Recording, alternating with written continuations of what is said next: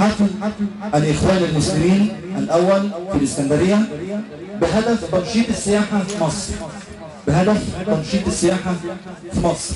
الحمد لله والصلاه والسلام على رسول الله. يعني انا مشارك النهارده علشان قول الله عز وجل واستعمركم فيها، فانا جاي اقول كلمه لعل وعسى تطلع فكره، تطلع يعني حاجه مفيده، تطلع بمشروع، نطلع بحاجه تتعمل فعلا على ارض الواقع من الشباب، ازاي نستغل قدرات الشباب، وانا من الشباب، ازاي نستفاد من افكارنا، من عقولنا، من امكانياتنا، من قدراتنا، من مواهبنا، ان احنا نفيد مصر ونعمر مصر ان شاء الله. ويا رب ربنا يجعل كلامنا وافكارنا وعملنا يكون لبنه في بناء مصر ان شاء الله الفتره اللي جايه. السياحه يا جماعه مصدر من مصادر الدخل القومي الكبيره والمهمه جدا جدا، ومصر بلد المفروض انه يبقى البلد رقم واحد في العالم على مستوى السياحه، لانه عندنا كل المقومات اللي تخلينا كده بالورقه والقلم والحساب، من غير عواطف ولا مشاعر ولا حاجات زي كده.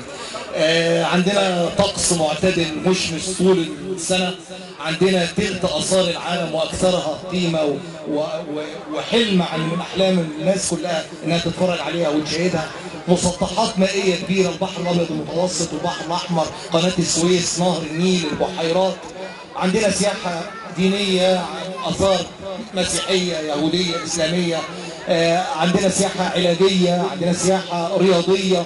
الحقيقه مصر فعلا مؤهله وجديره بانها تكون بلد سياحي رقم واحد، بس المهم التخطيط والاداره الصح والوعي السياحي.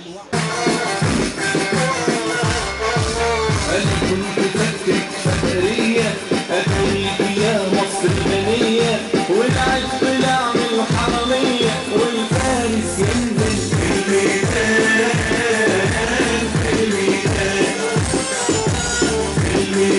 الفارس ينزل في الميدان.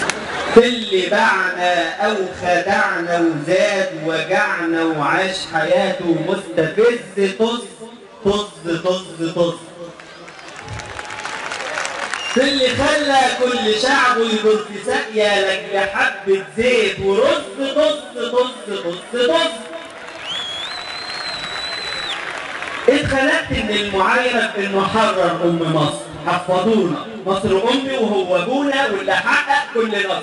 طيب انا دلوقتي والاستاذ طارق والاستاذ حماده هلال هنثبت دلوقتي على المسرح سجدة شكر لله عز وجل انه حرر مصر من الفساد ومن الظلم ومن مبارك الإبناء إلى اليسار قليلا، فهنسجد لله سجدة شكر.